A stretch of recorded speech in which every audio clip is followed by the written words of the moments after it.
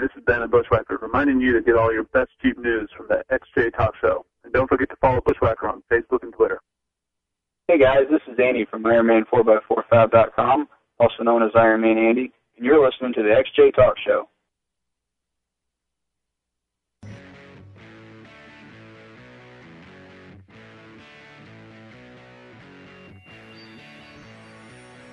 Good evening. This is the XJ Talk Show pre-show. If you're watching us on YouTube, welcome. Please take a moment to subscribe so you will get updates as to when more live shows are going to happen. But I'll tell you a little secret. They happen every 10 p.m. Central Time Sunday.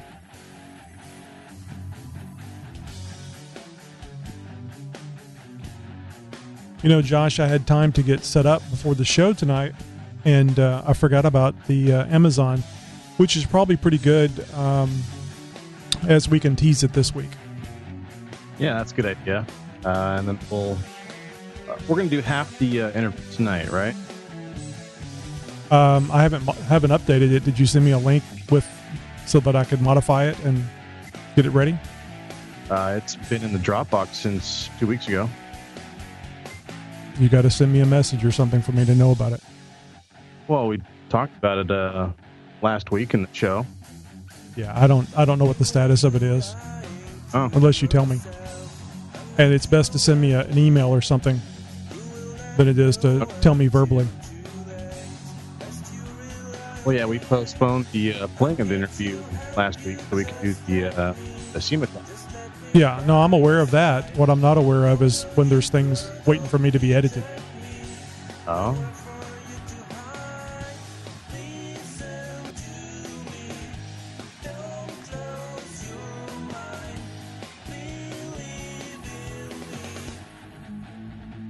Speaking of editing, did you have a show opener? It's in the Dropbox. Is it 26A? 27A. Okay, because when I looked, 26A was there. Mm.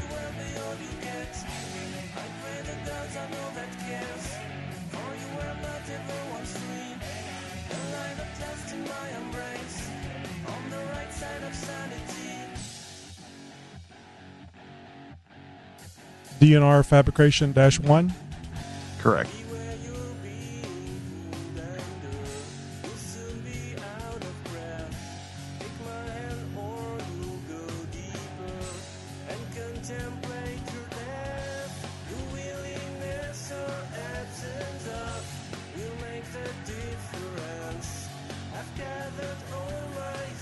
But I'd imagine here in about 6 months, I'll probably get a phone call when we need to pour some more concrete up there, you know, because that's kind of what I do: concrete, flat work, form setting, and rebar. And that part of the project, because we were building new bunkhouses up there, and the whole foundation was done. So they brought in framing crews, and they brought in this kind of stuff. So I think that's kind of how it works, but I don't really know, to be honest. But 3 weeks passed, nobody called. I called this guy, the HR guy that hires all the skilled trades up there. He never called me back. So, and I called the superintendent up there. He never called me back. So I think it just, I don't know what the deal is really, but I'd imagine here in about 6 months, I'll probably get a phone call when we need to pour some more concrete up there, you know, because that's kind of what I do: concrete, flat work, form setting, rebar, and that part of the project.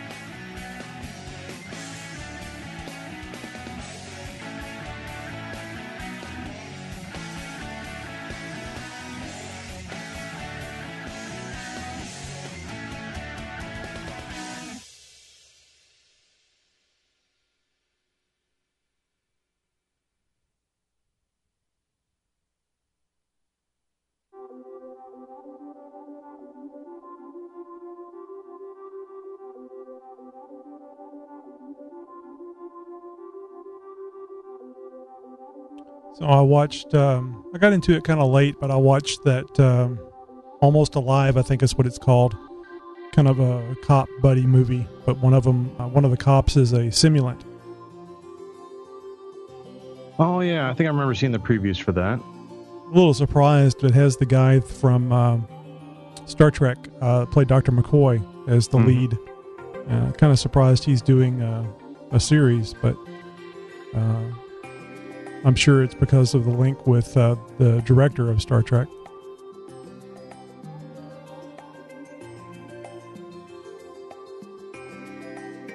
Yeah, I haven't decided whether or not I'm going to give that show a chance or not. Well, I watched the pilot, and I was a little disappointed in the overall quality of it.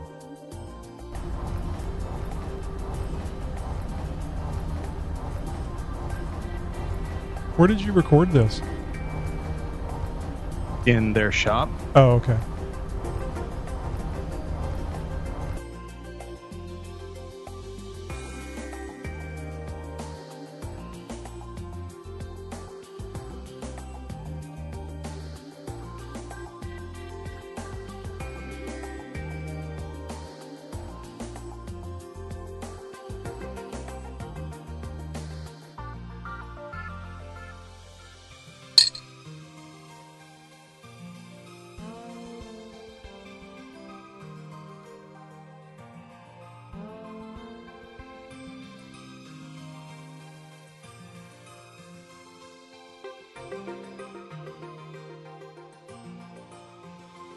Yeah, feeling a little better. The first week at work was pretty rough, getting the hours straight. Well, how you feeling health-wise? You were a little under the weather still at the end of last week. Yeah, I think Thursday was my last day for feeling bad. And it wasn't, it was like a 95% thing.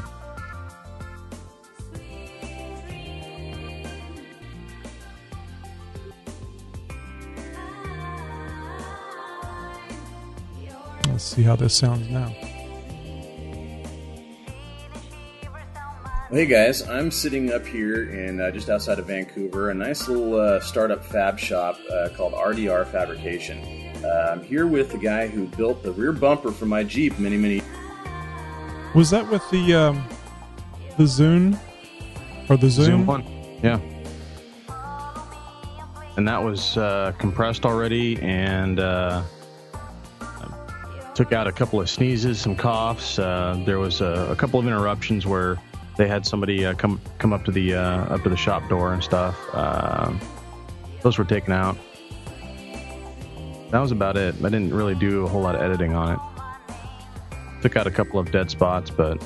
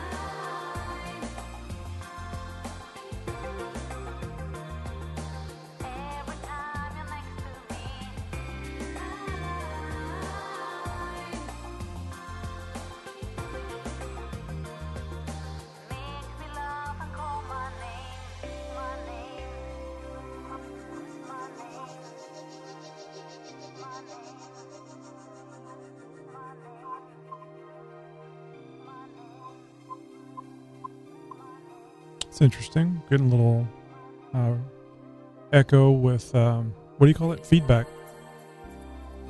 from my mic? What? I don't know. I just heard it in the music. It's hearing the music reverb. Well, like it was getting ready to start squealing from feedback. I'm sure it's Skype. Yeah, don't start looking at your stuff. I'm thinking it's Skype. Yeah. Do you want to try a different connection? Let's see what it does, because you sound good. All right. You can leave it alone for now and see if it'll work its way out. Yeah, we got 5 minutes. Oh, okay. I guess we do, don't we?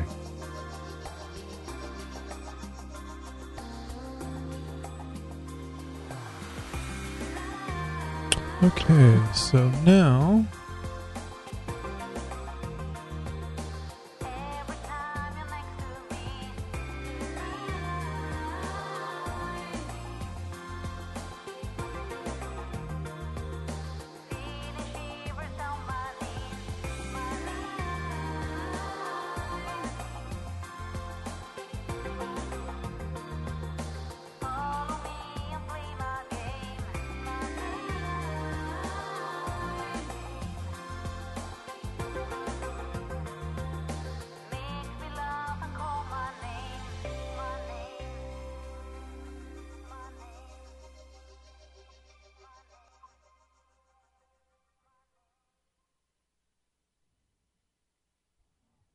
Hey guys, I'm sitting up here in just outside of Vancouver, a nice little startup fab shop called RDR. Hey guys, I'm sitting up here in just outside of Vancouver, a nice little startup fab shop called RDR Fabrication. I'm here with the guy who built the rear bumper for my Jeep many, many years ago. I'm sure. sounds a little weird. Did you run it through a compressor another time? Yep. Well, the That's audio was really low. It was about a third of what it needed to be.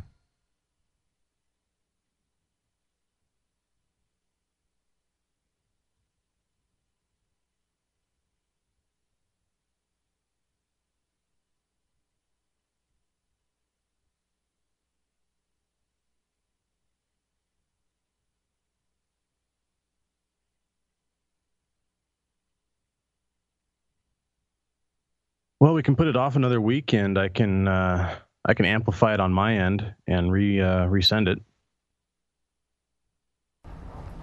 Well, hey guys, I'm sitting up here in just outside of Vancouver, a nice little startup fab shop called RDR Fabrication. I'm here with the guy who built the rear bumper. No, I think it sounded like that because I was getting rid of the background noise.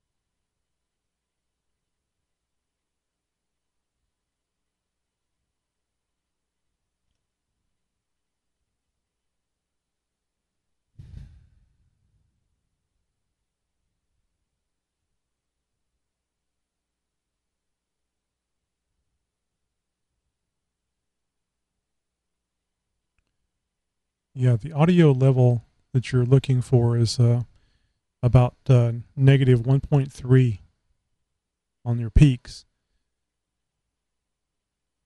Otherwise, it's going to be pretty low on playback compared to the rest of the show.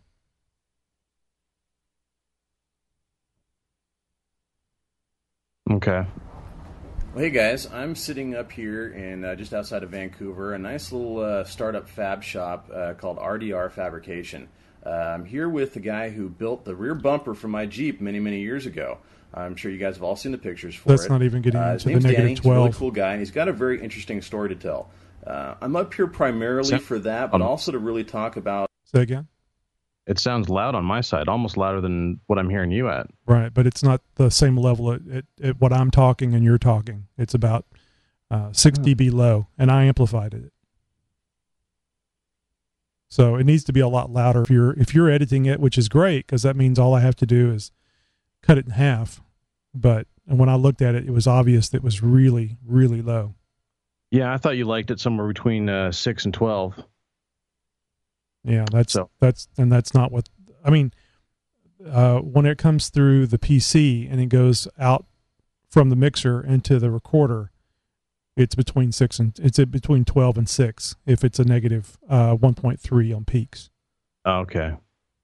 Otherwise, it's really low.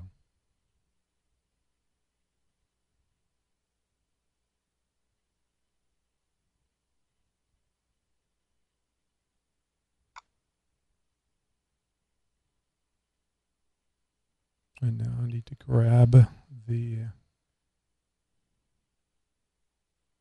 intro.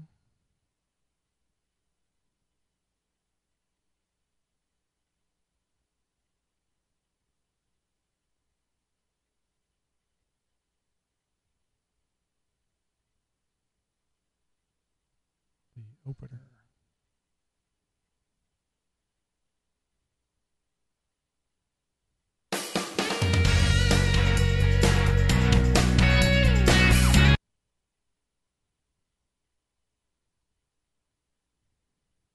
Okay, here we go.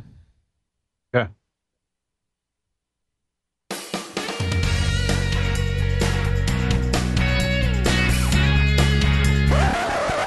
We interrupt this broadcast for an important news bulletin. Getting paid to listen to podcasts. Find out how you can get your millions later in the show.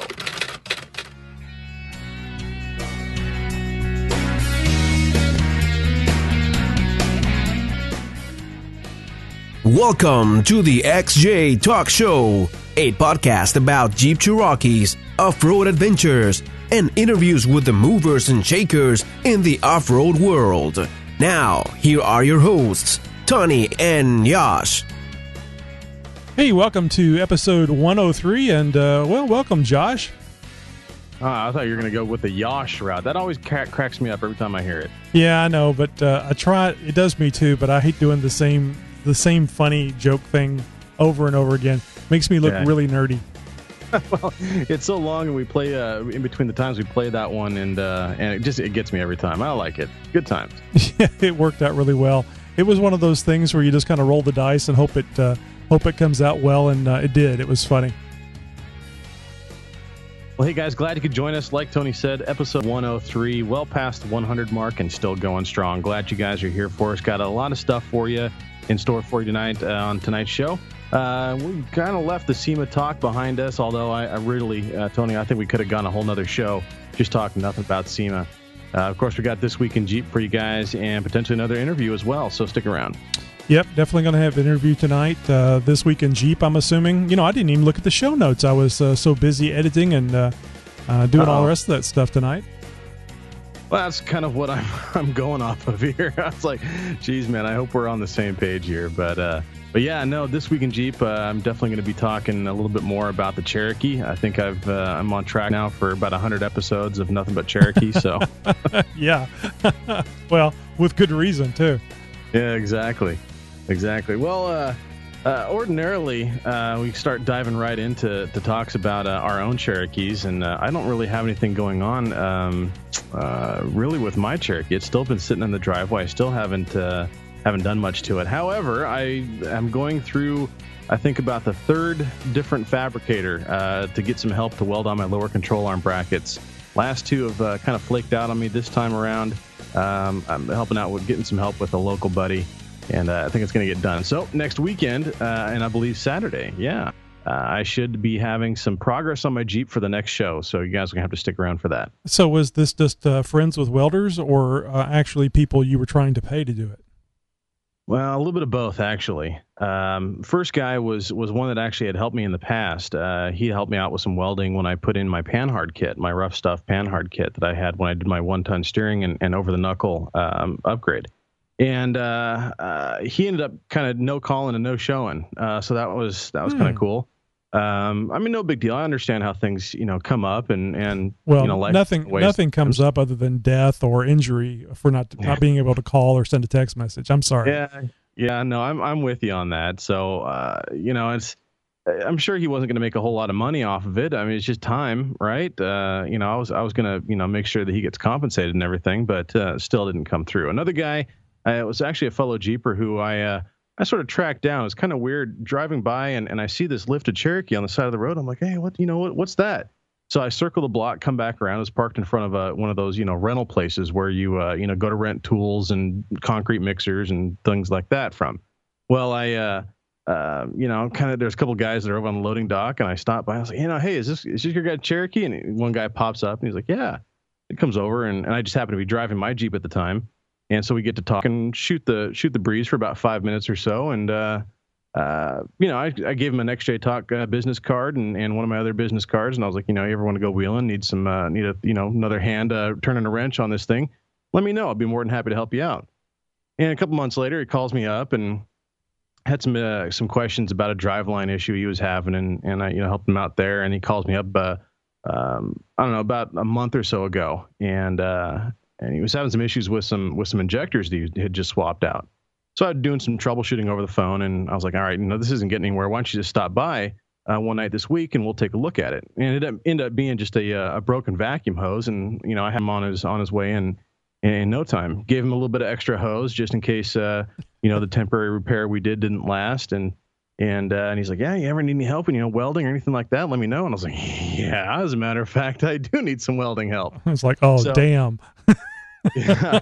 Well, we end up having kind of playing phone tag a little bit and going back and forth, and that didn't end up working out. Schedules couldn't line up and whatnot. So I got another buddy who's around here, and he's worked on my Jeep a couple of times. I've worked on his Jeep a couple of times. He's helped me out with the front bumper. Did most of the welding on that one. Really has come through many times, and I've done my fair share of wrenching on his own Jeep. So he's definitely becoming quite the little fabricator. And in fact, I just saw a post here today that he got himself a new tube bender. So he's really coming along. So he says, well, yeah, man, I've got some lower control arm brackets that I need to put on as well. So why don't we just make a day out of it? So neither one of us have done this before, but he's got way better welding skills than I do. So I'm going to trust him to make sure that these things get put on, to where they're going to stick. I've read enough, posts and directions and pictures and all that other stuff that kind of, tips and tricks of people, how people are putting these things on. So I know what to do. I just have never done it before. And of course, my welding skills, the welding is going to be left up to him. And you're going to be using a TIG welder, right? I'm sorry, a MIG welder. A MIG, yeah. Yeah, he's got a big, huge Miller. Thing has got a huge duty cycle, so it's a great unit. Yeah, I got to get me one, but I got to get a building out back first so I can get all the stuff that's in the garage out and have some room to have things like that. Yeah, I was just talking with the girl this last week, and was like, our next house is going to have a shop. I don't care. I need a shop. Yeah, I can see that. I mean, I've got a attached 2-car garage, and it does okay. But I really need something that's larger. If I had one of those little buildings in the back, I'm sure I could get the majority of the stuff out of the garage in there, especially the stuff that's just laying there. I mean, all the stuff I went through with the cooling issues, the engine cooling system issues on mine. So I've got 3 radiators, I think, and two of them are in front of my Jeep whenever I pull up in boxes, but I pull up and they're kind of there in front of the shelves. So the bottom, you need to get that stuff on Craigslist or something. The bottom 2 rows of the shelving is being taken up by the radiators, just in the way. So I need to get rid of some stuff. Craigslist doesn't pan out that quickly, and also too, I think Matt is going to get the one just prior to the one that I installed. In other words, the one that cools properly, but is made really for the earlier model XJ.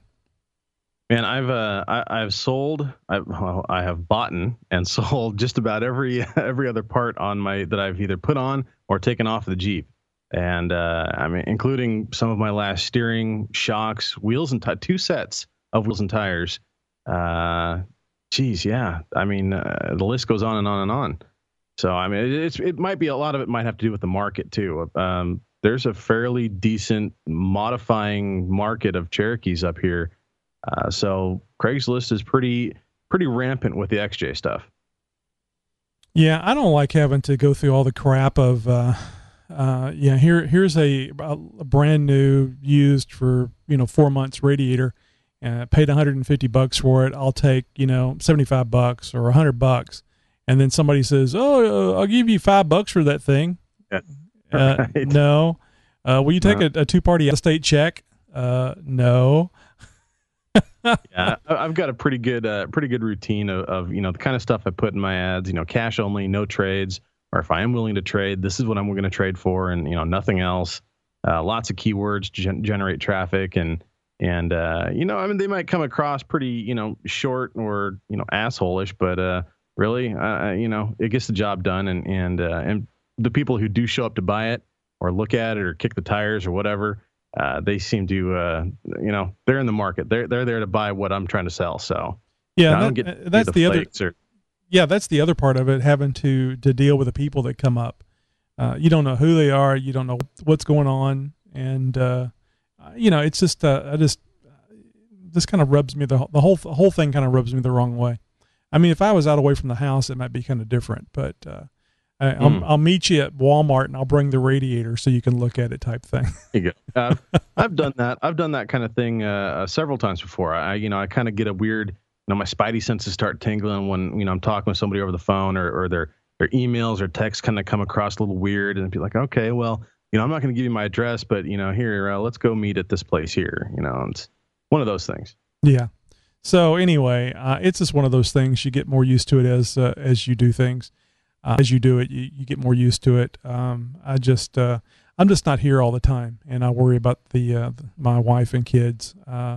Understandably so. I mean, if they had to shoot somebody, they would have to live with that feeling the rest of their life. But so they're not defenseless around here. But I don't want to put them in that situation if I can keep from it. No. Of course, now as you can say, they're going to have to live with that hole in the wall, from the bullets, but.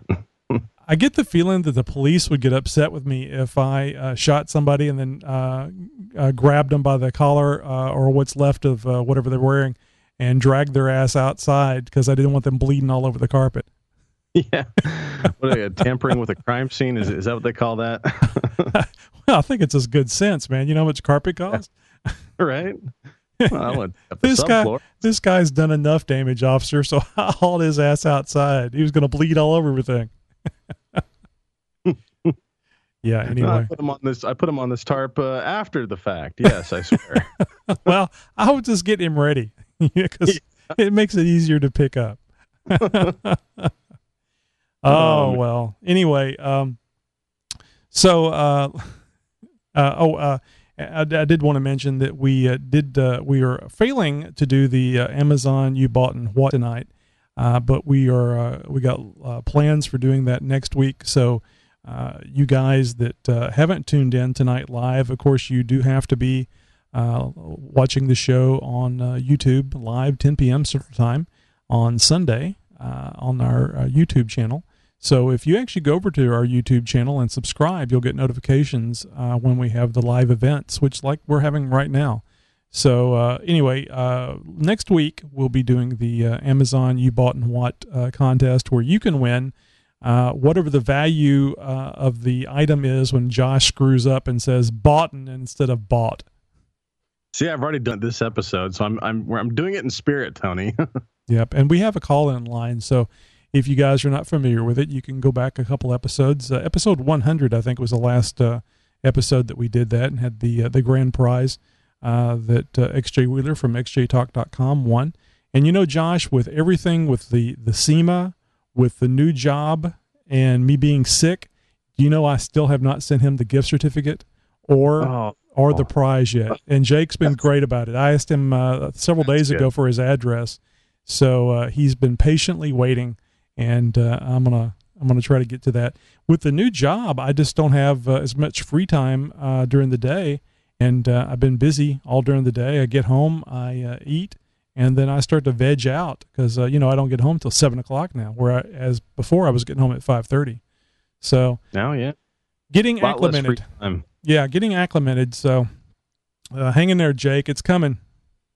Yeah, no, he's a good sport online as well. And speaking of online, that's what we're here for, folks, is the xjtalk.com website. Probably the best, if not the most premier website anywhere, that's focused on Cherokees. And of course, a lot of good Jeep tech on there, a lot of good people as well.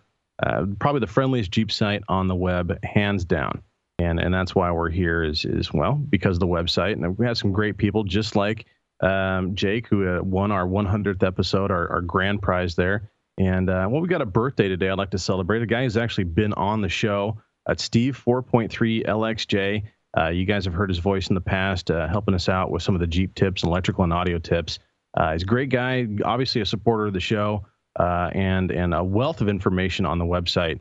So if you guys know him, make sure you shoot him a text or a private message.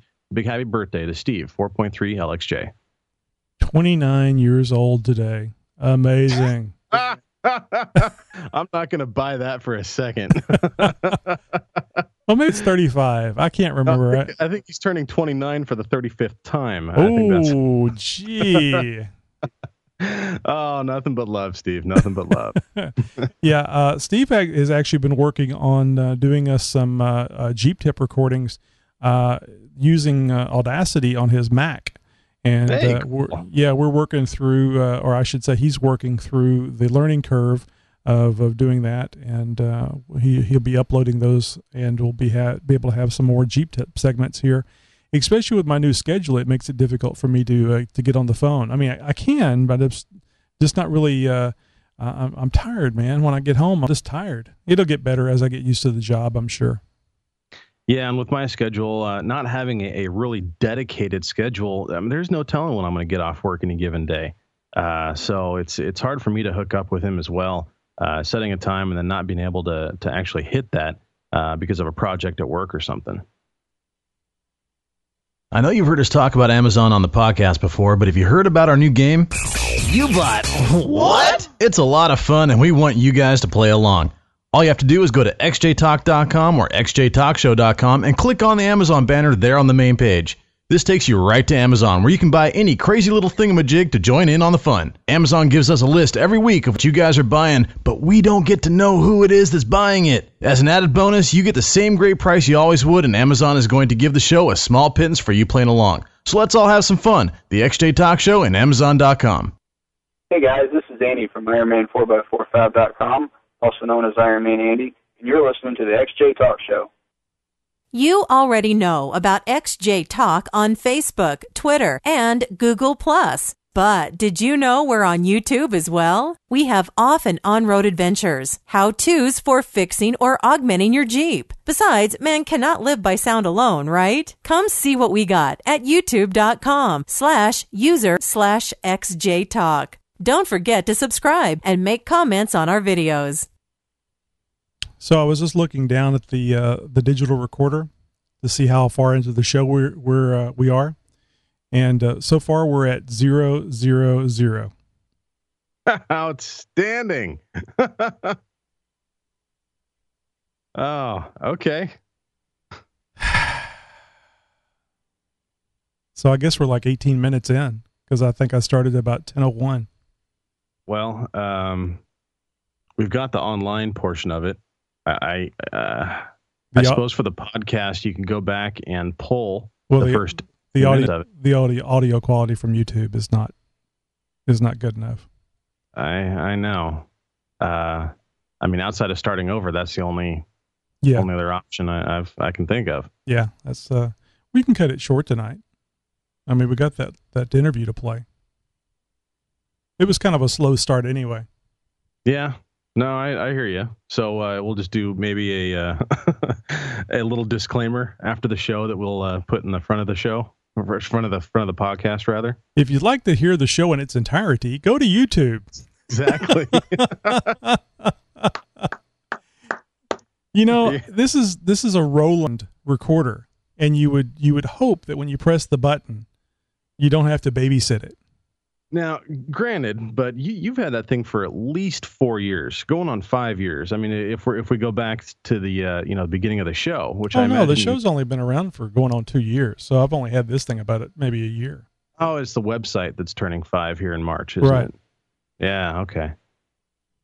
And the little button is blinking, and I press it, and it sometimes I have to watch it to make sure that it's actually going. And I'm sure I didn't tonight because of everything else I was clicking. It happens occasionally.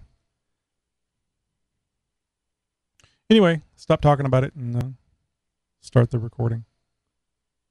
I think, okay, never mind.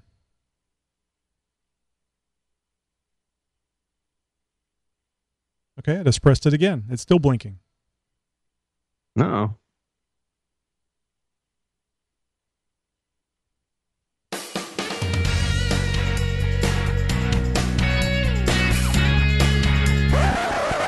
We interrupt this broadcast for an important news bulletin. Getting paid to listen to podcasts. Find out how you can get your millions later in the show.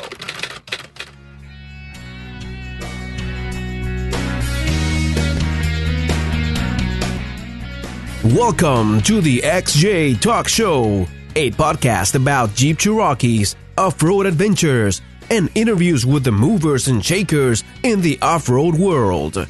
Now, here are your hosts, Tony and Yash. Hey, welcome to the show, episode 103. Wow, this is like deja vu, Josh. Yeah, I know. There must be a glitch in the Matrix or something. I don't know what's going on here. It seems like I've said this before. We're laughing because Josh and I just got 18 minutes or so into the show before I noticed that my nice little Roland digital recorder wasn't recording.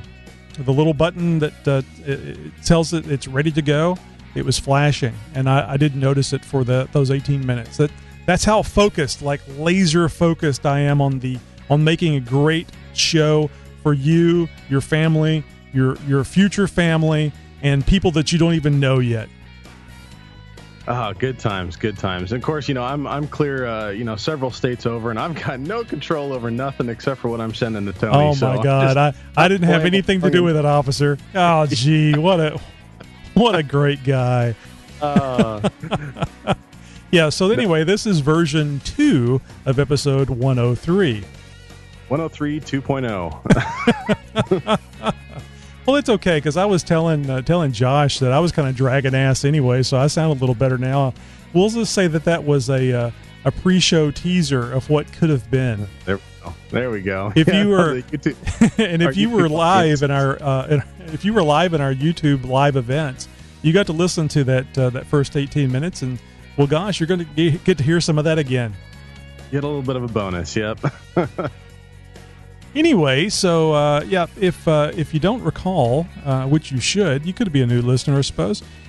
This is a podcast about Jeep Cherokees by 2 Jeep Cherokee owners. I've got the just unbelievable 1998 XJ, and Josh has the slightly better, although it's black, so it kind of makes it even with the 98, 1999. And of course, I go by Motoroy on xjtalk.com, and Josh goes by Northwest 99XJ or NW99XJ. Because I knew I was going to screw it up, so it was better for you to do it. And that's why we're here, is because we're trying to do a little value add to the xjtalk.com website. And as Josh said in version 1, this is xjtalk.com is the premier Jeep website. You'll never find a nicer group of people on the internet. And I'm serious. There's no flaming, there's no bashing, there's no anything except answer your questions. Right. And we make sure that we go out of the way to be nice, because not all the other websites are. And when I say the websites, I'm just talking about the people that are on them. You know, there are some sites where moderators take delight in bashing people, but for the most part, it's just other members, your peers. Yeah, xjtalk.com, definitely where you go when you're not off-road, and where you go if you have a question about your Cherokee, about your build, about something you're stuck on with your Jeep. And of course, a lot of stuff can be translated across platforms. So if you got a Wrangler, you know somebody who does, tell them to head on over to xjtalk.com or tune them into the podcast. A lot of the tech that we talk about here on the show, and of course, a lot of the tech that's shared on the website, goes across the platform, so I'm sure they'll be able to gain use of that as well. And Josh, I know you know that we do have some TJ and JK owners that listen to the show regularly, or at least that's what I've been told. Absolutely, and some TJ and JK owners that are regular users of the website as well. I see them on chat every now and again. They're actively posting, so they're definitely fans of the site, even though they don't own a Cherokee. Oh, and I haven't mentioned it in quite a while, but we also have a sister site called WranglerTalk.com. It's not nearly as active as xjtalk.com, but if you're a Wrangler owner and you would like to be involved in the same friendly website that XJ Talk is, go over and start posting up on WranglerTalk.com pictures, what's going on, questions, and I think you will be pleasantly surprised at how busy it will get very quickly. It just requires about 5 members to be a little active weekly on there, and things just kind of blossom. At least that's what happened on xjtalk.com over 4 years ago, coming up on 5 pretty soon. And of course, we love hearing about you guys, your guys' projects. And if you have a question, something you're stuck on, you'd like to find the answer to, we invite you guys to post up that question either online or, heck, even give us a phone call. You can call our 24/7 voicemail line and ask us a question if you'd like that question answered on the show. I know we've done that before with Jeep tips and electrical and audio tips as well. Feel free to give our 24/7 voicemail line a call and post up your question. 530-675-4102. So, Josh, much like you, I haven't been doing a lot with my my XJ other than driving it back and forth to work every day. Now, I will say that going to my new job, there's definitely some highway involved. There's a new loop that's being built. Well, I shouldn't say new. It's been in process since '94, and the reason why it's been in process so long is once it is completed, it will be the biggest loop around a city in the United States at 179 miles. Wow, that is something else. Yep, it's Highway 99. And once it is completed, there will be 3 loops around Houston. It will be the 610 loop, which is pretty much like kind of close to downtown, and then the Beltway 8 loop, which would take you several hours to go around that one. Well, I say several hours. I don't know distance. It probably would take you an hour or so. And then 99, which will be the 3rd loop, and is out here kind of close to my house. So I was working up northwest Houston and changed jobs, and now I'm in southwest, or I should say southwest of Houston. I'm actually not in Houston. So I get the joy of not being in Houston traffic. I get to drive down a bit of 99 that is open, and probably about 5 miles, I guess, out of the 21 miles that I drive to work. And the rest of it's feeder, and some of that feeder is around 60 or so. So I'm seeing a little bit better gas mileage since I'm traveling highway speeds as opposed to sitting in traffic and averaging about 35 miles an hour, I think is what it was before. Well, boy, I tell you, I mean, anybody who's a Cherokee owner is gonna take value in a few extra MPGs, regardless of how they're getting there. It's the bottom line, man. You get a few more miles per the gallon out of every tank, then heck, you're winning in my book. Absolutely. So so you still haven't done anything to yours, right? I mean, you didn't even put on the Warrior slider yet, right? No. Like I said, there's a laundry list of stuff that I still have to do to the Jeep, and that'll get done very soon. I think one of the things that's holding me up right now is my lower control arm brackets. Really, I mean, needing those welded on before I can go wheeling again has really been a massive holdup for me. And I think it might be part of the reason, or at least part of the reason of why I haven't had a whole lot of motivation lately to really start taking care of a lot of the stuff that needs to be done on the Jeep. So I have lower control arm brackets. They're the ballistic fabrication replacements. They're 1/4-inch steel, a huge improvement over the stock ones that I have, which are not completely folded over, but well on their way. And I just don't trust them at this point on another wing trip. So better safe than sorry, and replace those before I take the Jeep out again. Now, that hasn't stopped me from driving it around, but I've had a few people flake out on me over the last couple months of trying to get those put on. One guy was actually one that helped me when I was doing some of the steering. He came over and was gracious enough to help me out with some of the welding on my Rough Stuff Panhard kit that I put on when I did my steering upgrade. He was supposed to help me out, kind of did a no call, no show. So I understand how that goes. Things pop up and it sucks, but you move on. And I had another guy who actually was a local Jeeper. I just sort of flagged him down one day, driving around. I see this Jeep over by the side of a rental place, and a place where you go to rent equipment and tools and stuff. And circle the block and pull up, and I was like, hey, is this one of your guys' Cherokee? And a couple guys out there, and one of them said, yeah, that's mine. So we I had him come over and we, talked Jeep for about 5 minutes or so. And I didn't want to get him in trouble with his boss or anything. So ended up giving him an xjtalk.com card and a couple business cards and stuff. And told him, hey, if you ever need a hand wrenching or you'd like to go wheeling or something like that, hit me up. Heard from him one time about he needed some help with a driveline issue, and helped him out with that over the phone, and called me up about a month or so ago with some issues he was having after an ejector swap. And so I did a lot of troubleshooting over the phone, and anybody who's tried that before knows that only goes so far before you end up having to, actually, I told him, I was like, listen, just come over. Here's my address. I'll be more than happy to help you out. We'll take a look at it and see what we can find.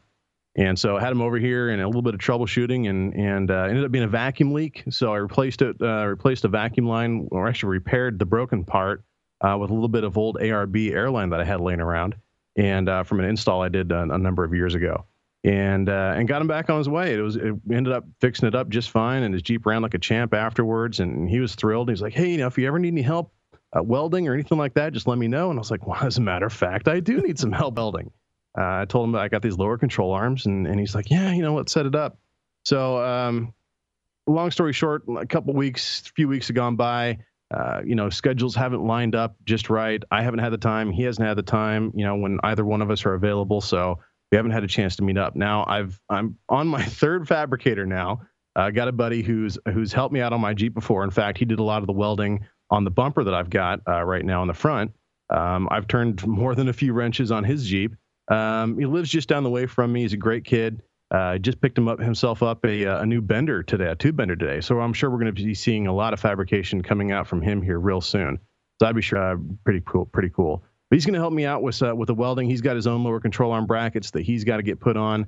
So we're going to have him help me out here and next weekend, in fact. So by the time episode 104 rolls around, I will have actually gotten some work done on the Jeep. Well, the other thing I was going to ask you was about going off-road, because I know that you go off-road a lot more often than I do, although I'm hoping to change that soon. And you answered that question. So, I wonder when Josh is going to start being a dull boy because he hasn't been off-road in a while. I know. We've actually been getting some snow here. We had a storm front roll through this weekend, in fact, dropped the snow level down to about 2,000 feet. So there's definitely going to be some snow wheeling here happening in the very near future. I'm a little reluctant, though. I don't know if I want to take the Jeep out snow wheeling for a shakedown run. Kind of a little bit sketchy on that, but we'll see how that works out. I'm sure it'll be fine. Yeah. Well, the buddy system will make a big difference. And even though I wouldn't want to leave my Jeep out there, because I've heard some bad things, at least in California, when you leave your Jeep out, you come back to a smoking pile of rubble. But it's better than freezing to death.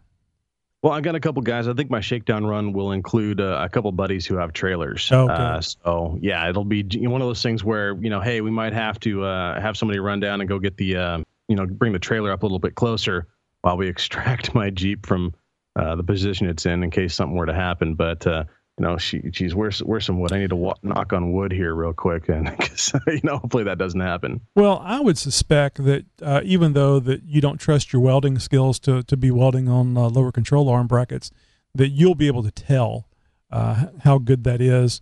And as far as a shakedown run goes, other than getting the brackets on there at the right angle, which would be the concern of mine. I mean, I see them do this stuff on like Extreme 4x4 on the Power Block episodes. And he says, he gets it level and sticks it on or tacks it on. And next thing you know, it's fully welded. Long arms are attached to it, and off he goes. But the to magic me, TV. to me, I mean, well, he's done it a bunch too. But to me, it would be like, okay, now I can fathom getting the old bracket off, the old control arm bracket off there, and then even grinding it down nice and smooth. Yeah. But now, where do you place that thing?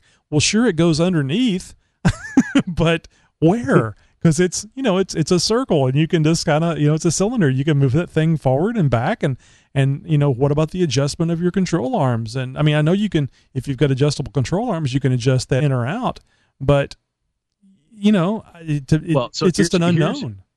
Here's a really brief synopsis of the tips and tricks that I've read about in doing this real quick. And so here you guys go, an impromptu Jeep tips for you. Get your pencils out. So the biggest tip is you do one side at a time. You don't take them both off. So doing one side at a time and just one bracket at a time. And since I'm doing just the lower control arm brackets, that's not really that big of a deal. You do basically take your control arm off of that one bracket on the axle. You grind that bracket off, get your axle all prepped up. You put your new bracket on your control arm and you swing it into position. And so now you've got and you do this all at ride height too, so that the axle is fairly well static. And you swing that into place and you just tack it in place. And it's going to be pretty much right where the old one was, because the control arm hasn't changed its geometry. The axle is static. It hasn't moved. So it's just you're going to put it right into place, tack it, pull your control arm back off and burn it in place. Now, the only thing that I'm getting mixed results on this. So if anybody can hit me up on xjtalk.com, that'd be great. Help me answer this question, because this is something that I don't know and I'm getting mixed reports on, is whether or not I actually have to pull the axle shafts to do this. There's been some concerns about heat transfer. Mm-hmm. Now, that can be sort of negated by some wet rags on the axle tube, really only, tacking it into place, letting it cool, burning in a quarter of it at a time, letting it cool in between cycles, and just sort of very gingerly and gently with the heat finish this job out. Now, it's going to take a little bit longer in the long run, but honestly, it's a big hassle and it's a pain in the ass to pull the axle shafts out. Maybe even I have to drain the diff fluid and all this stuff. Look, it's a lot of work, and if that has to be done, I'm going to do it.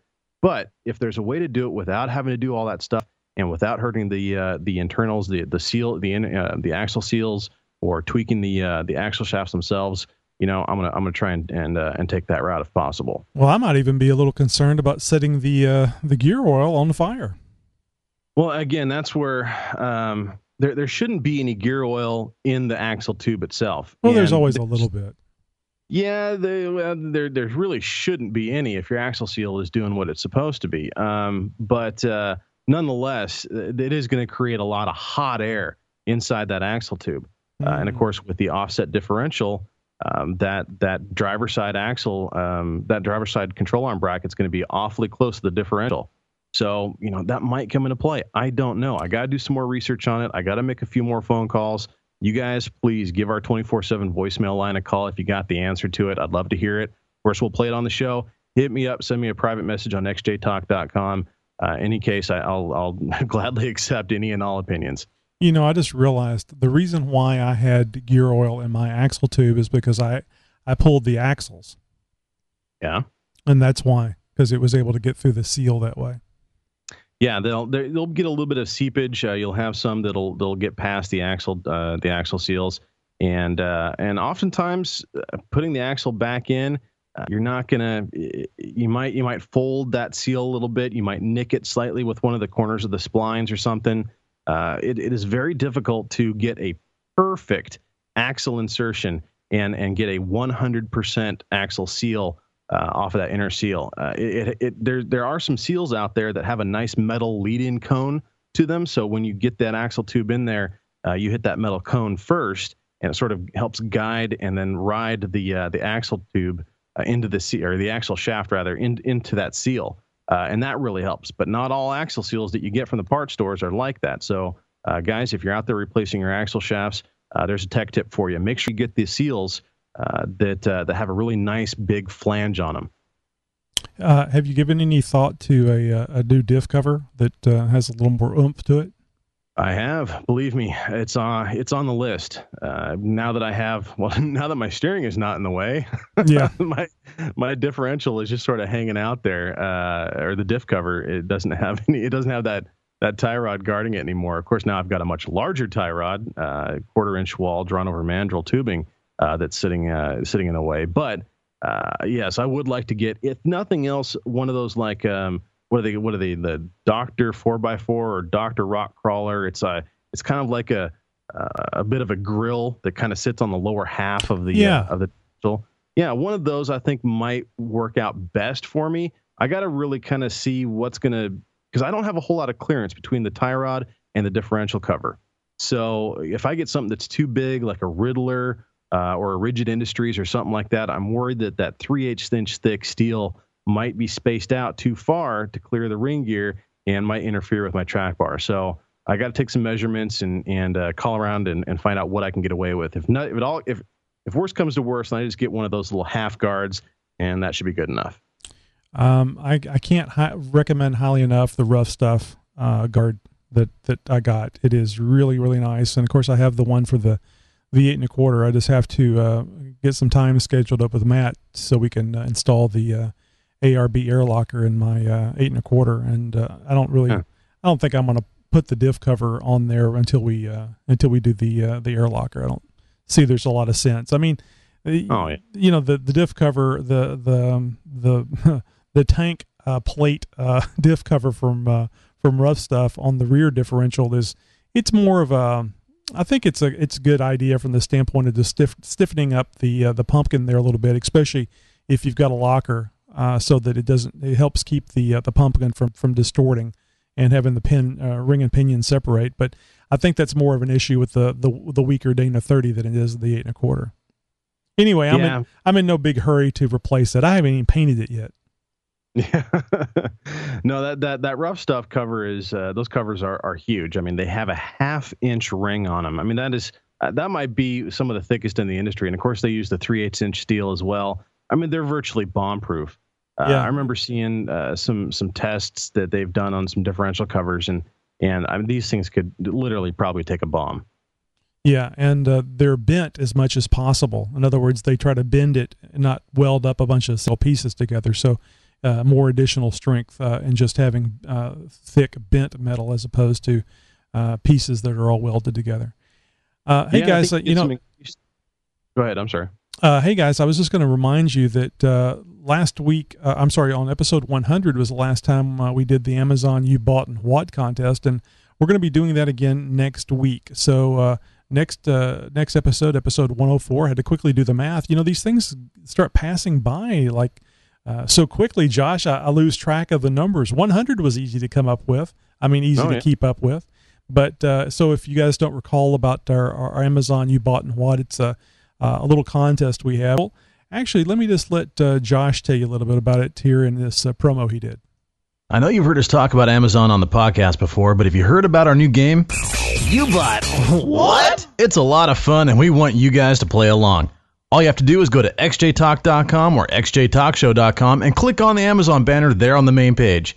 This takes you right to Amazon, where you can buy any crazy little thingamajig to join in on the fun. Amazon gives us a list every week of what you guys are buying, but we don't get to know who it is that's buying it. As an added bonus, you get the same great price you always would, and Amazon is going to give the show a small pittance for you playing along. So let's all have some fun. The XJ Talk Show and Amazon.com.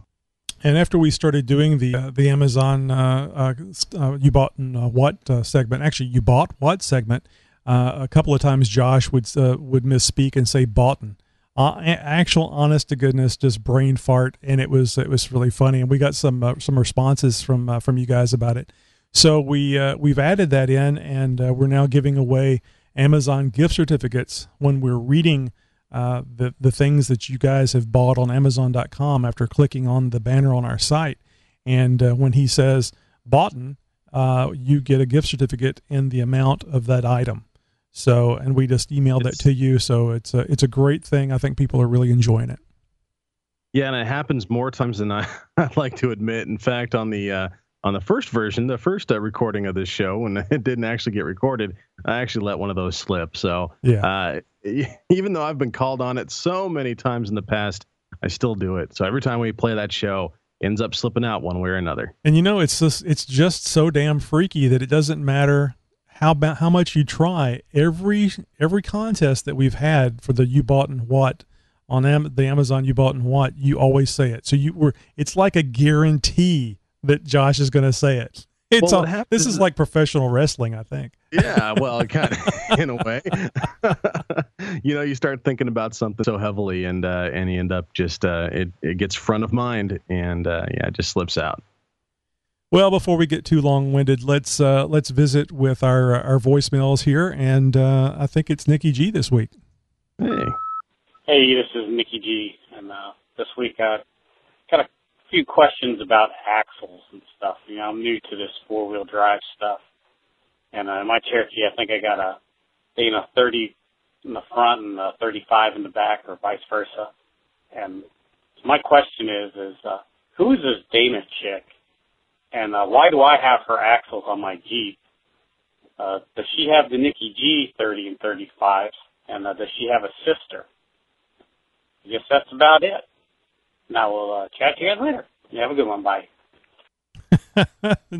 Nikki G never disappoints. Gee, I hope he's not serious. Yeah, no doubt. Well, Nikki G is a great supporter of not only the show, a big fan of the show. Obviously, we hear from him just about every week, and glad to get those voicemails, guys. You can do that too. You can give us a call on our 24/7 voicemail line 530-675-4102 and leave us a message. And just like Nikki G, we've got plenty of supporters and fans of the show, just like Steve 4.3 LXJ, who has been very gracious and a huge help to us in many episodes in the past, helping us out with Jeep tips, and he's been an invaluable resource of information, helping out a lot of people on the website, xjtalk.com. I'd like to take a moment right now to say happy birthday to Steve 4.3 LXJ, celebrating his 103rd birthday today. That's the only reason why he gets a mention. It's because it just happens to be the same as the episode that we're on. That's right. Because it's all about us. No, I got to give him a big shout out. We hope to hear from him soon. I think he's working on some stuff to get us some more Jeep tips here coming up in the very near future. So you guys can look forward to some more great tech coming from Steve 4.3 LXJ here in the very near future. Always a great resource here on the show and on xjtalk.com. Well, Josh, let's get into this interview, at least the first half of it. Yeah, we're going to split this interview up into a couple parts because it went a little bit long. Got really personal with the interviewee. It was Dan and of course Zach was there too, and these guys together combined to make DNR Fabrication. And Danny was the guy who actually built my rear bumper. And there's an interesting story of some events that kind of happened with the rear bumper after the fact, and then here recently.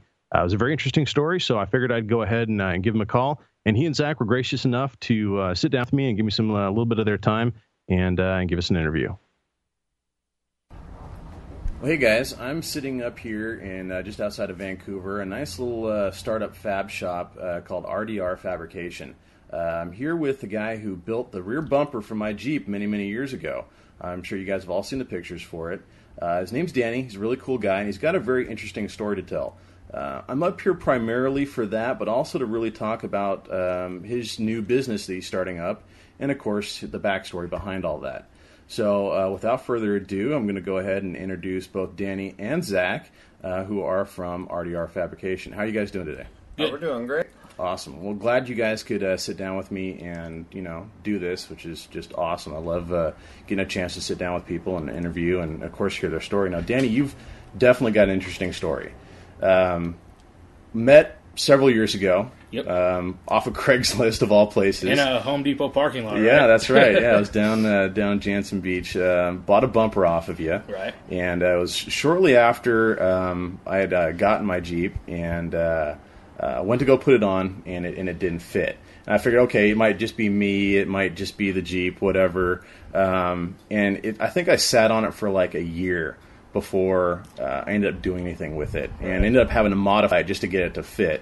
No big deal. Things happen and all that stuff. But shortly after that, you had a series of events happen to you where things kind of got a little out of control. Can you talk about that a little bit? Yeah, they spiraled. It started with a hit and run on SR 500. I got hit in the back end of the Jeep.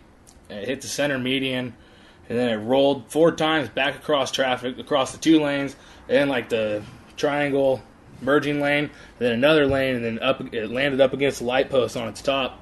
And if you drive down, you can actually see the light post is still bent. So now, this is a freeway, so it was freeway speeds? Yeah, about 65, 70. And you rolled end over end, side over side? Sideways, like I got hit into the center median and like overcorrected and came back across. It's almost like a pit maneuver. Pretty much, yes. Yep, and it rolled 4 times, landed up against a light post, found the roof rack about 200 yards down the road. Oh boy! And the whole top rail of the roof rack, the road rash had worn it down. Same with the stinger that was on the front of it, and the fire department actually credited that to saving my life. That roof rack and the stinger. Really? Yeah. And you built that roof rack, didn't you? Yeah. just like that one hanging on the wall. And the bumper too, yeah. So now the roof rack was obviously not stock. It was a basket type of roof rack. Yeah. Did it have the rails that kind of came down over the edge, or was it just a straight basket style? It was just straight basket. Hooked to the gutters? Yep. How many mounts on each side? 2. 2 mounts on each side. That's it. Yep.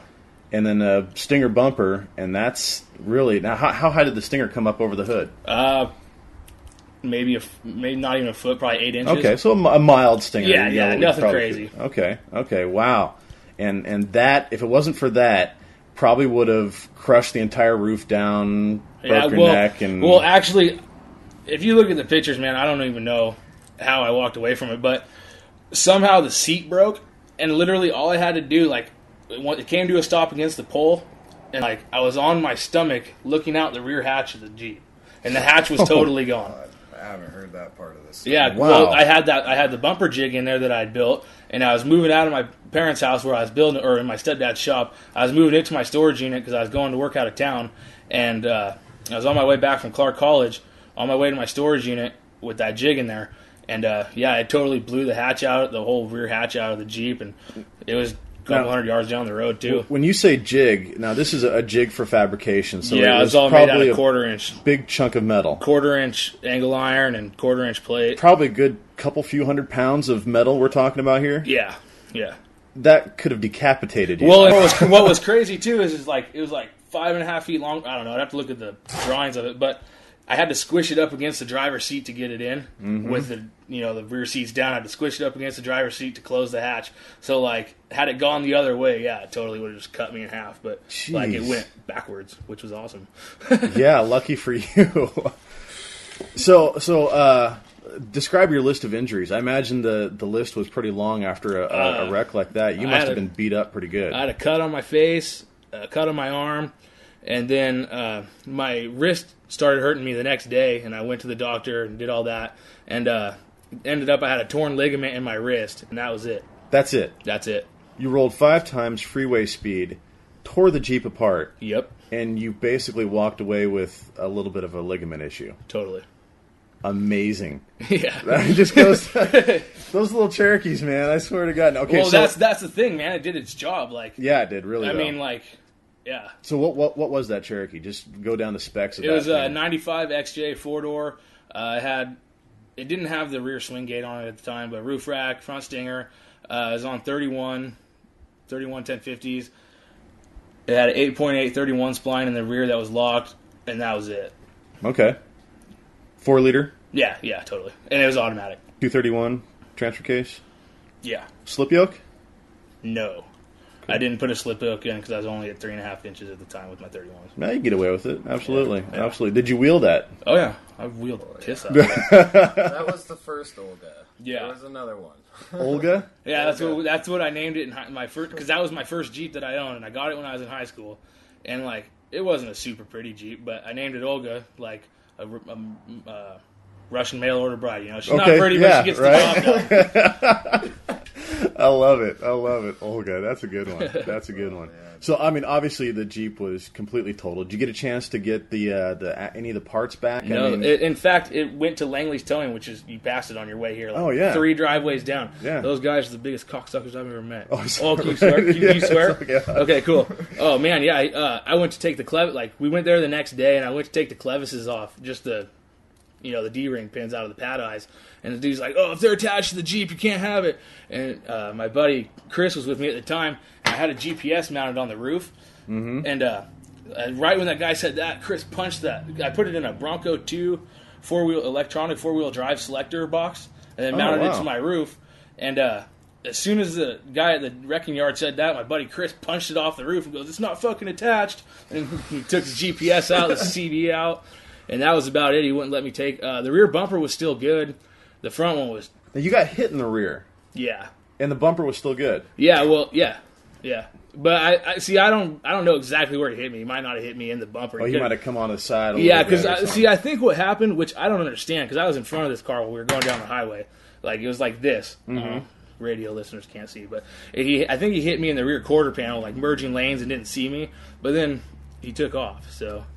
And he ran. Did he ever get caught? Nope. Oh, man. I figured somebody would have gotten a license plate of the guy or something. Or someone would have followed him. You see something like that, it's just human decency to not. Well, especially you're going to see a Cherokee start flipping right. in your rearview mirror. Right, you're going to see that. And I wonder what goes through that dude's head, or it could have been a female driver. I don't know, but I recall it was like a 60 series FJ, one of the longer ones. Okay. The older Toyota FJs, and it was brown. And I'm pretty sure that's what it was. I don't remember a whole lot, but that's what's clearly in my mind. And I just took off, I guess. And actually, what's funny is I crawled out of the back hatch like pretty much immediately after it came to a stop, just fueled on rage and adrenaline. Oh, absolutely. This woman comes running over to me. She's like, "Oh my God, are you okay?" And wow, dude, I almost decked this lady. Like, I was just so pissed. I'm like, "What the hell did you just do?" She's like, "No, he took off. I'm just stopping to see if you're okay." I'm like, "Oh, okay, sorry, I almost punched your lights out, Yeah, really. Amazing. So, what was the first call you made? Insurance company, parents, girlfriend? My parents, or my mom, or my parents, yeah. And then my girlfriend at the time. And then, I went out and got drunk that night. And then the next morning I dealt with all the insurance stuff. And went to the doctor and did all that kind of stuff. Because my wrist hadn't actually started bothering me till the next day, kind of after the adrenaline wears off or whatever. So did they try and load you in an ambulance after a wreck like that and take you? Did you end up going in an ambulance to the hospital or anything? No, they made me sign a waiver that says, we had an ambulance on scene. You refused to go to the hospital or whatever. And, the paramedics came over and checked me out. And, the cut on my head wasn't bad, but the one on my arm, it was bleeding pretty good. There was blood running down my arm. My shirt was all bloody. But, yeah, it was just wiped it off and left. My mom, it was kind of messed up, too. For all the times I sat in traffic, it was kind of nice to actually cause the traffic, see all the cars lined up. Did they shut down SR14? They shut down SR500? Yeah, they shut down the Andreessen merging lane where Andreessen merged on, and they shut down the right-hand lane of the highway. But my mom, to get there, you had to go up to the mall exit and then come back around. So my mom's sitting in traffic, and I seen her pass, and I could see her just whoa, what the hell just happened? And then she got to the side, and she ran up, hugged me, oh my God, what the hell? I was like, whoa. Well, that's cool. You're in mommy's arms, then. You don't need an ambulance. Yeah, right. Well, then the girl I was dating at the time, Katie,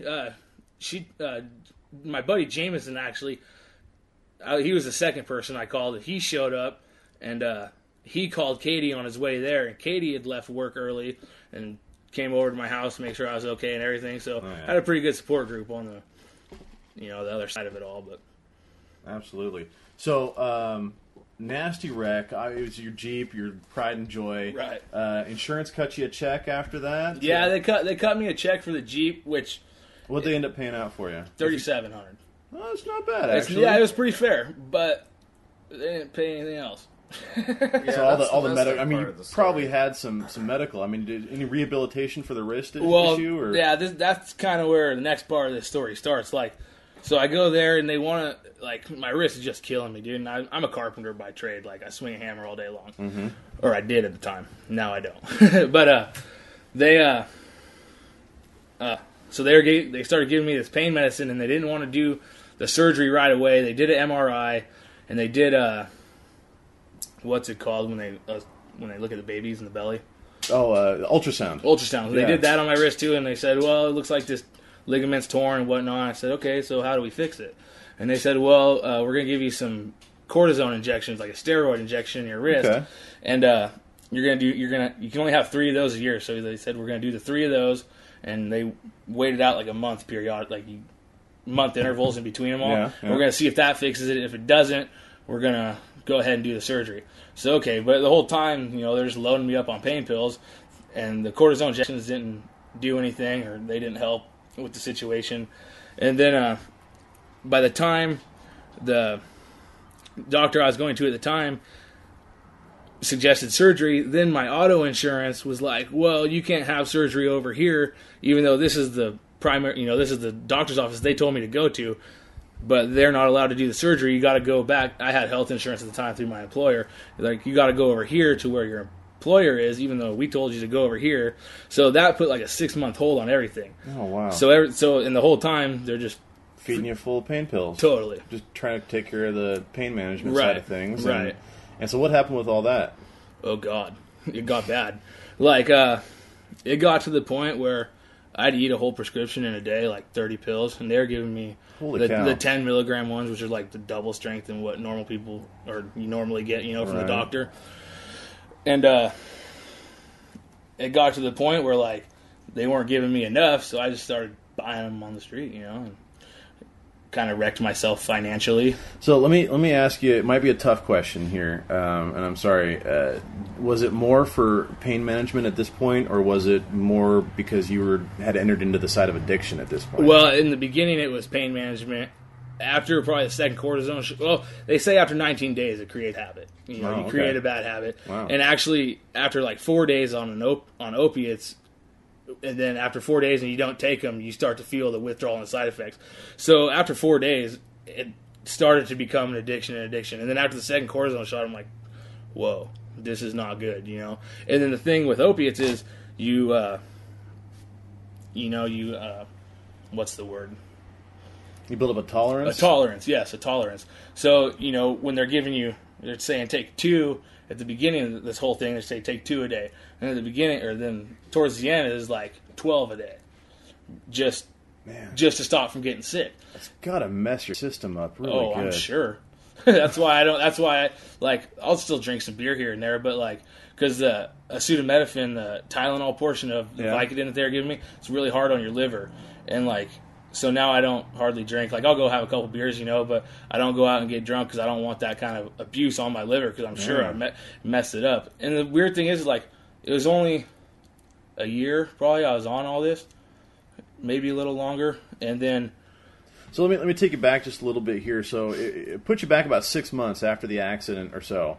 Yeah. Until you were scheduled to have the surgery for your wrist. Did that ever happen? It would have been 9 months because there was the 3 months of the cortisone injections. Oh, okay. And then the discrepancies between insurance companies, the auto insurance, and then my primary health insurance at the time, trying to schedule a surgery that someone was going to pay for besides me, didn't pan out for about 6 months because everyone was bickering back and forth. Mm-hmm. Ideally, I would have had the surgery after the 3 months.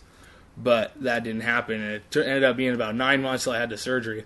And then pretty much right after that, the doctor said, well, we're not going to give you any more of this pain medication. I said, what? So then I started buying it on the street and doing this and that, even though at this point it wasn't really for pain management because I'd had the surgery. My wrist was better, but it was just straight, there's no way to describe opiate withdrawals. It's the worst thing in the world.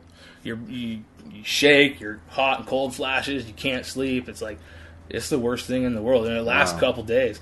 And, 4 days, I think, is what it was for me. And then, where it was hard. You didn't sleep. But, so finally I worked up the nerve to go to the doctor and be like, look, dude, I got a nasty pain pill addiction.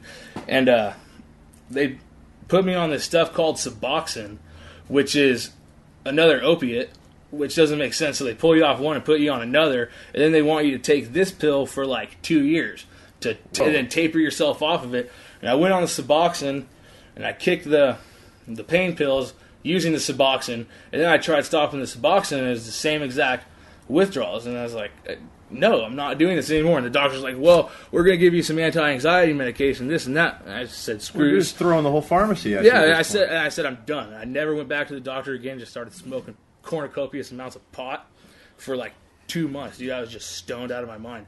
But when I finally kind of eased back on the pot,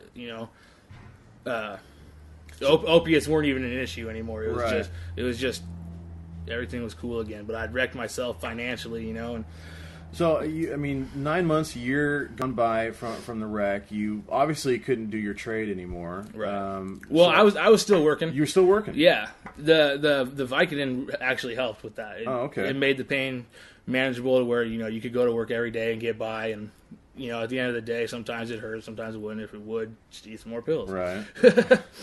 So, and then through this whole barrage of medication and stuff like that, kind of got down to the dumps, I would imagine. Health-wise, you're probably spending money for drugs like it was going out of style. $80 a day. Holy cow.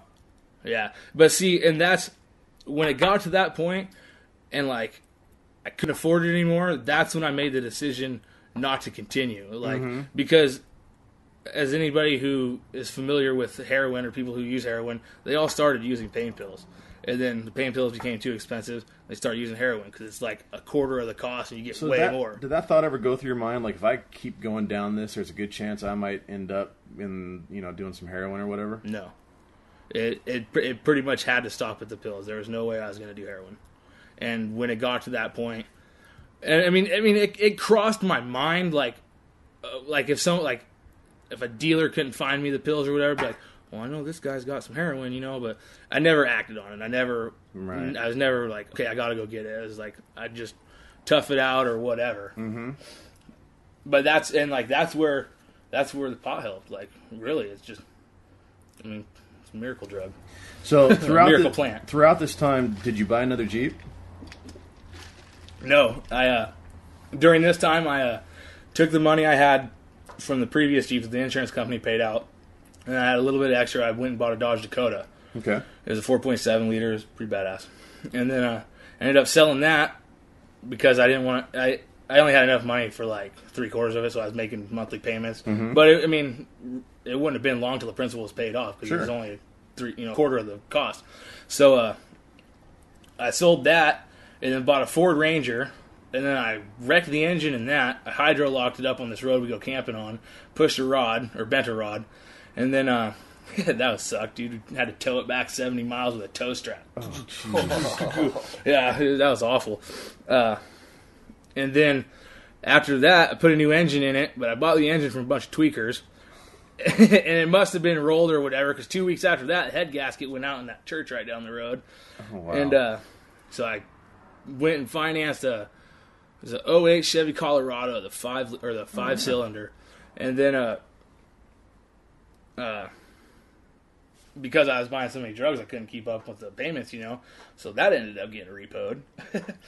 Well, it was a voluntary repo. The engine started. This is what I tell myself, but I couldn't make the payments either. But the engine started knocking, and I had only put 17,000 miles on it. And the truck only had like 29,000 on it total, and nobody would honor. I spent like $700 taking it back to the dealership. Nobody would honor the warranty. They kept saying they ran all this diagnosis, cost like $700, and they're like, nothing's wrong with it. I said, I'm not that stupid, I know something's wrong with this. I'm not paying on it anymore. They're like, well, we're going to take it. I said, there you go. That wasn't the only problem with that Colorado. I remember because I was working at Costless Auto Parts when the battery blew up or started stinking on you so bad. Yeah, That happened with like all of them. Yeah. Where it wouldn't vent or whatever. And Did it explode? No, it bulged real bad and it cracked the lid, cracked the top, because you couldn't check the water on it. It was like an enclosed battery. Okay. It actually cracked the casing. Yeah, I remember you being on the phone with Dick Hanna, like right after I sold you that battery. I was just like, dude, get them to cover this, and then it's obviously. And they covered the battery, but they wouldn't cover anything else. Like,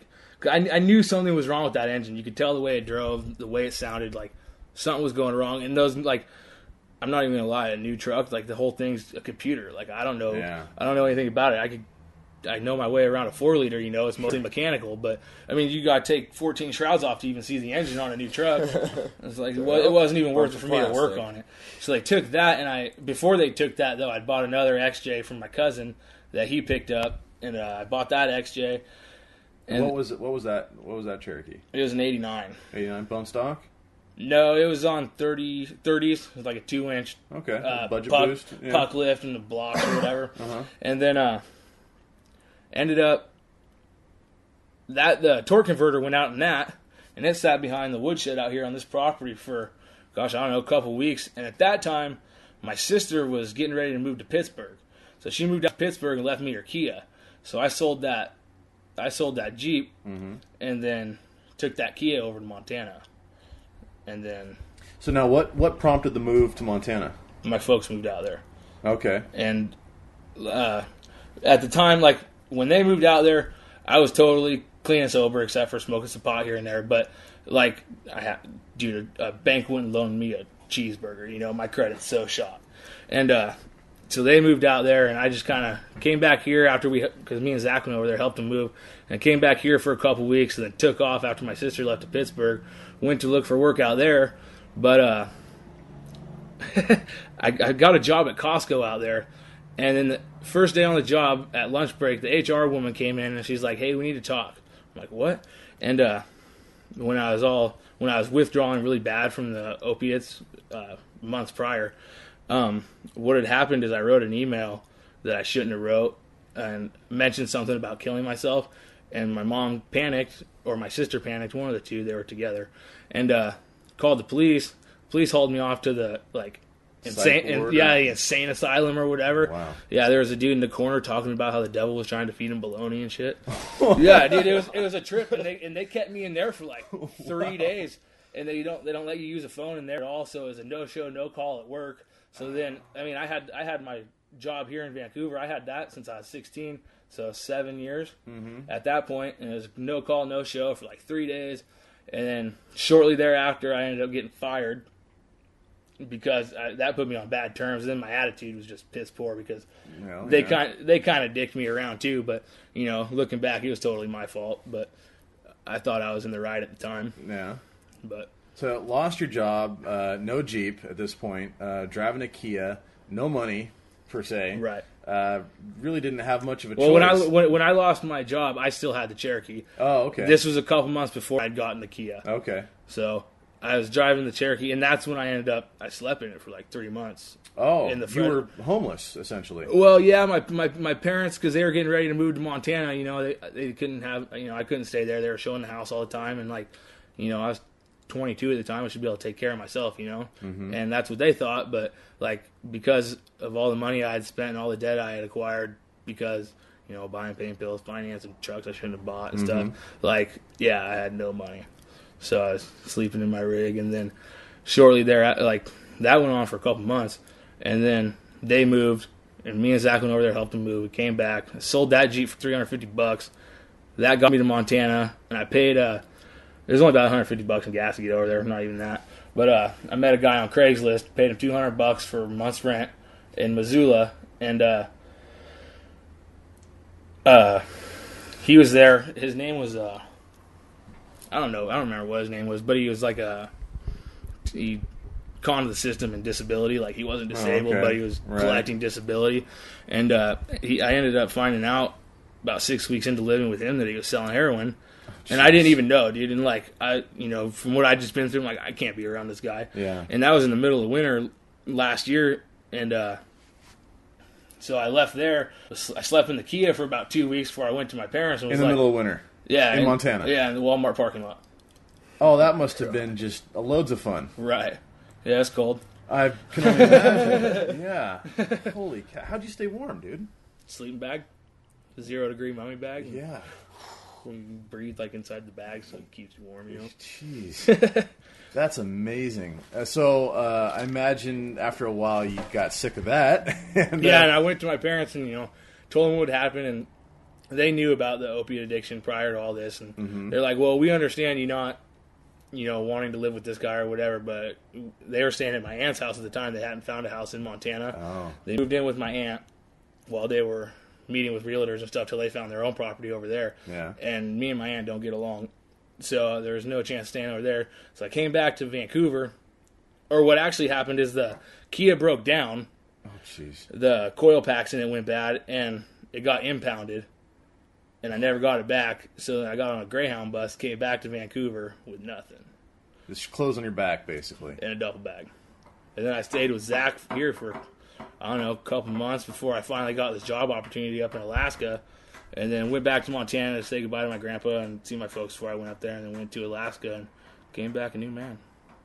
So you moved up to Alaska for a little while. What were you doing up there? I was a carpenter at the Accutan Shore plant for Trident Seafoods. Oh, okay. Yeah. And, world's largest fish processing you plant. said, we had talked sort of before the interview, you said you were working some pretty heavy-duty hours up there. Yeah, 14, 16 hours a day, 7 days a week. Wow. 98 hours a week you were pulling? I'd have to do the math, but yeah, it was... Yeah, I was told there'd be no math. Yeah, no math. But it was between 14 and 16 hours a day, and that was a weird place. So was it contract work? I mean, how come that only lasted 6 months? You get burnt out? I mean, what? Their rotation is 4 months. Okay. So you go up for 4 months, you come back for 3 weeks or 4 weeks. You go up for 4 months, come back for 3 or 4 weeks. And I only did one trip up there, and my roommate up there actually said, he's like, my roommate, it was his second trip up there. And he said, yeah, it was 6 months before they called me back. So I guess it just depends on the scale of the projects they got going at the time and kind of what your specialty is. And, like, I know all sorts of construction, commercial construction mainly, and that was industrial, so it was new. But, you know, the concept's the same. But, yeah. So I was up there. So you came back, sort of a new man. You had some money in your pocket at this point. Sort of a whole new direction, I would imagine. Right.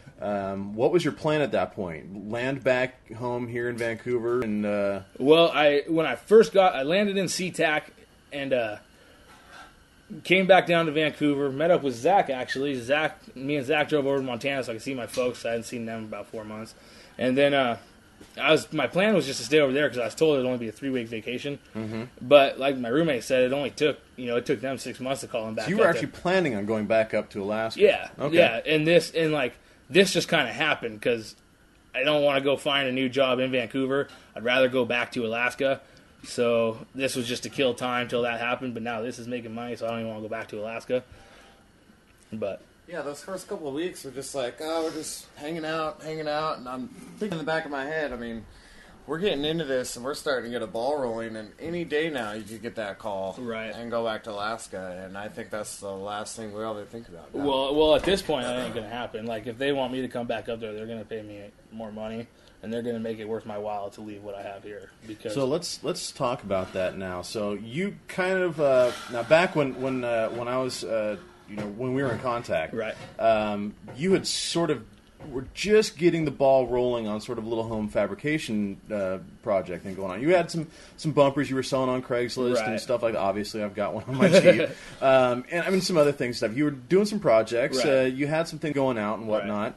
And so was that the plan coming back from Alaska? You're just going to jump right back into it, or no? My plan was just to come back, hang out for a couple weeks, and go back to Alaska. But 3 weeks passed, nobody called. I called this guy, the HR guy that hires all the skilled trades up there, and he never called me back. So and I called the superintendent up there. He never called me back. So I think it's just I don't know what the deal is really, but I'd imagine here in about 6 months I'll probably get a phone call when they need to pour some more concrete up there, because that's kind of what I do: concrete, flat work, form setting, rebar. Wow, I feel drained. I feel like I need to go take some pills. I don't know about all that. Just starting to peel the layers back on Danny there. Folks, we got a little more for you. That's just part one of a two-part interview with Danny and Zach of RTR Fabrication. Yep, we'll have part two next week. And Josh, I don't know what the deal is. I don't know why when you don't talk for 30 minutes, the Skype starts acting up. So I'll just tell you ahead of time so that you don't get all flustered as to why I was talking over you. Yeah, I hear a bit of an echo on my end, and that's always a telltale sign that things are acting up a little bit. So, well, it's better now. So, well, that's one of the things we have to deal with here, guys. We, Josh and I are at least 1,000 miles apart, and Skype allows us to do this show without having to spend copious amounts of money. Anyway, really interesting interview. My God, I just, I know whenever somebody's in an addiction like that you don't want to enable them, and having them live in your house would be a form of enabling. But I don't know that I could let my 22-year-old son sleep in a vehicle in the middle of winter. Now, maybe they tried to not let him do that, and that's what he chose to do for whatever reason. But, my boys are older than that, but God, 22, you're not even wet behind the ears or dry behind the ears yet. Yeah, no, I've had my own trials and tribulations, as we all have. But like I said, going into this, man, Danny's got a very interesting story to tell. Definitely a lot of things that many of us can't relate to, and some of us, maybe some. We're going to get into more about what DNR Fabrication is all about in the next segment of that interview, which you guys can catch on next week's show of the XJ Talk Show. Well, guys, we didn't get a chance to get to This Week in Jeep, but not to fear. We will have it next week. Actually, I guess what we'll have to do is not talk about our Jeep stuff so much. But I had questions about those lower control arm brackets. I'm going to want to do the same thing myself, so I have some concerns and how you get it set up. Oh, and the other thing I was going to mention earlier, even though you're leaving 3 of the control arms hooked up, that axle is still going to rotate some. It may rotate a little bit. I'm sort of planning for that. I'm thinking about getting a couple ratchet straps on there and see what I can do about hold it in place a little bit better. So it'll be close though. I'll give you guys a full report next show, and by then we'll hopefully have some welding done. Well, guys, that's kind of a wrap for episode 103. Catch us next week, episode 104, and remember, YouTube Live, 10 p.m. Central Time. You can catch the show live, and if it was anything like this week, you'll get an extra 18 minutes in it. All right, guys. Well, for Tony, this is Josh. We'll see you guys next time.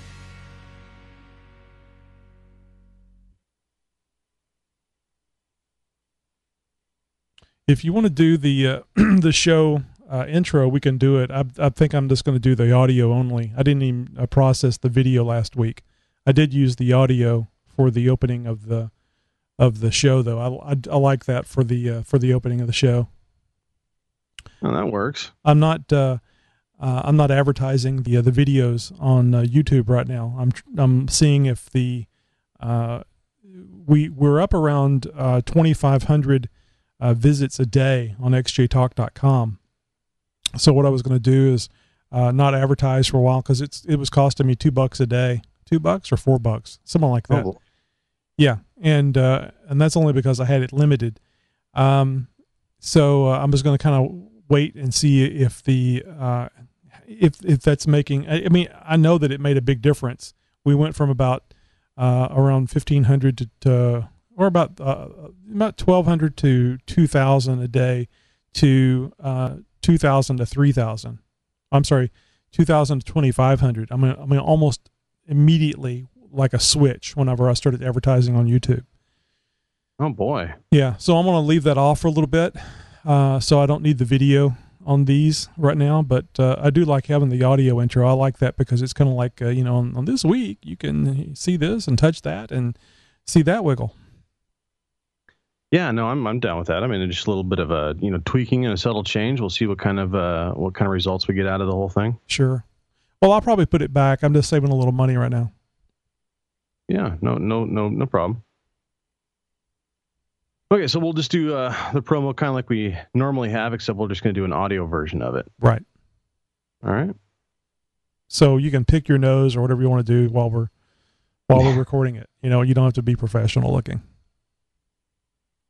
Very good. Well, let me get get down here into the show notes. Do you just want to wing it? Do you want to get a script going? Let's see. What did we talk about? We talked about lower control arm brackets. Yeah, lower control arm. Yeah, and the interview. That's bad. Yeah, we skipped This Week in Jeep, and a happy birthday to Steve. Yeah, we can do that. We can try winging it. We might get lucky. Let's do it. Yeah, let's pull one from the hip and see what happens. So I guess I'll start. Sounds good. Hitting the button now. No, it stayed solid and then it went back to blinking. That's what happened earlier. Okay, hitting it now.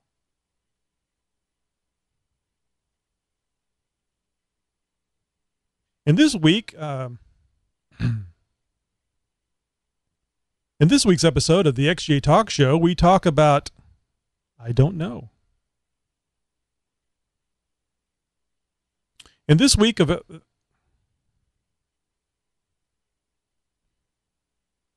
the XJ Talk Show, we talk about, Josh is going to be replacing his lower control arm mounts. Yep, I give you guys a little bit of an impromptu Jeep tips. We go over some tips and tricks of how that's all going to work. And we, of course, wish Steve, 4.3 LXJ, a very happy birthday. And we get into part 1 of the RTR fabrication interview.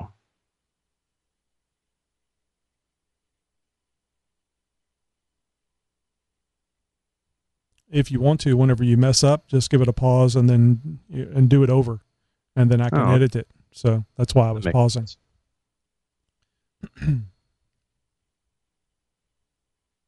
And this week on the XJ Talk Show, we talk about, I'm pulling up a blank. And this week on the XJ Talk Show, we talk about Josh replacing his lower control arm mounts and, having to use a welder to do it. Yep, going to give you guys a little bit of impromptu Jeep tips on some of the tips and tricks that you guys can do if you're replacing your own lower control arm mounts. We wish a very special happy birthday to Steve 4.3 LXJ. And we start getting into the part one of the RTR fabrication interview. All this and more on this week's XJ Talk Show.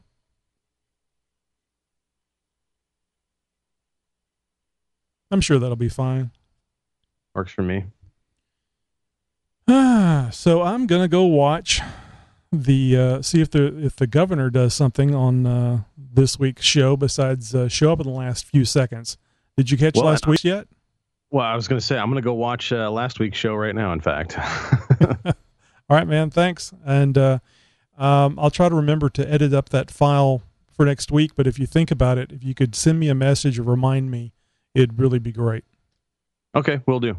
And I'll probably do some overlap, but I just kind of cut it at 30 minutes. I was trying to find a nice spot to cut, but That's good a spot as any, I think. Yeah, that's kind of what I came up with. All right, have a good evening. All right, you too.